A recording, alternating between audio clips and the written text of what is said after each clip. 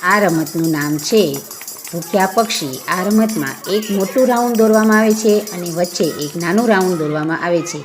મોટા રાઉન્ડમાં બાળકોને ઊભા રાખવામાં આવે છે અને વચ્ચેના રાઉન્ડમાં કોઈ પણ વસ્તુ મૂકવામાં આવે છે। જ્યારે ખંજરી વગાડવામાં આવે ત્યારે મોટા રાઉન્ડમાં ઊભેલા બાળકો દોડે છે અને જ્યારે ખંજરી બંધ કરવામાં આવે ત્યારે દરેક બાળકો તે વસ્તુ લઈ લે છે અને જેટલા બાળકો હોય તેના કરતાં એક વસ્તુ ઓછી રાખવામાં આવે છે, જેથી જે બાળકના હાથમાં વસ્તુ ન આવી હોય તે બાળક આઉટ ગણાય છે।